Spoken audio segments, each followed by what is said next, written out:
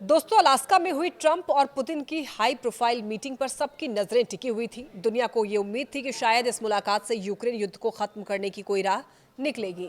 3 घंटे तक दोनों नेताओं के बीच बातचीत चली, लेकिन आखिरकार ये वार्ता किसी भी ठोस नतीजे तक नहीं पहुंच पाई। राष्ट्रपति डोनाल्ड ट्रंप ने इस बातचीत को बेहद ही प्रोडक्टिव बताया, लेकिन सच ये है कि यूक्रेन युद्ध पर दोनों पक्ष किसी समझौते पर सहमत ही नहीं हुए। संयुक्त प्रेस कॉन्फ्रेंस में सबसे पहले बोलते हुए व्लादिमीर पुतिन ने यह कहा कि बातचीत आपसी सम्मान और रचनात्मक माहौल में हुई।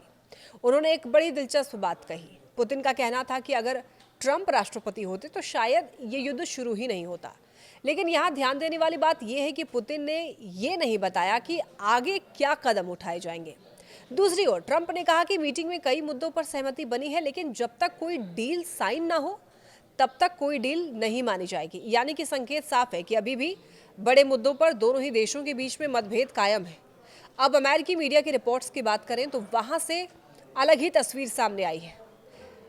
एक न्यूज़ रिपोर्ट के मुताबिक मीटिंग का माहौल बिल्कुल अच्छा नहीं था। अंदर ऐसा लग रहा था कि पुतिन सीधे आए, जो उन्हें कहना था वो बोले, फोटो खिंचवाई और फिर निकल गए। यानी कि मीटिंग में बातचीत जितनी लंबी चली उतनी गहराई शायद नहीं थी, और यही वजह है कि पत्रकारों को भी ज्यादा सवाल पूछने का मौका नहीं मिला और दोनों नेताओं ने डिटेल्ड जानकारी देने से परहेज किया। देखिए, ट्रंप ने बाद में ये कहा कि कई मुद्दों पर प्रगति हुई है, लेकिन कुछ बड़े मुद्दे अब भी सुलझे नहीं हैं।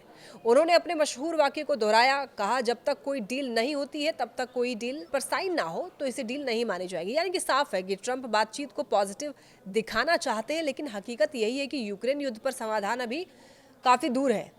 तो ऐसे में अब सवाल यह है कि इस मीटिंग का असर भारत पर क्यों पड़ेगा। दरअसल दक्षिण एशिया मामले के अमेरिकी एक्सपर्ट माइकल कुगलमैन ने एक्स पर यह लिखा है कि इस शिखर सम्मेलन से किसी समझौते की घोषणा न होना यह साफ संकेत है कि वार्ता इतनी सफल नहीं रही। उन्होंने चेतावनी दी कि इससे अमेरिका भारत संबंधों पर असर पड़ सकता है।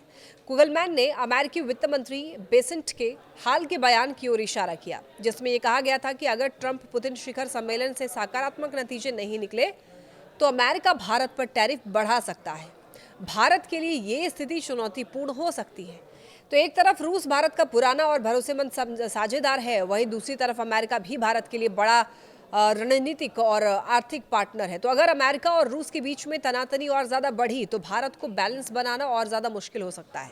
भारत पहले ही रूस से सस्ते तेल और हथियारों की सप्लाई ले रहा है, जबकि अमेरिका लगातार ये चाहता है कि भारत रूस से दूरी बनाए।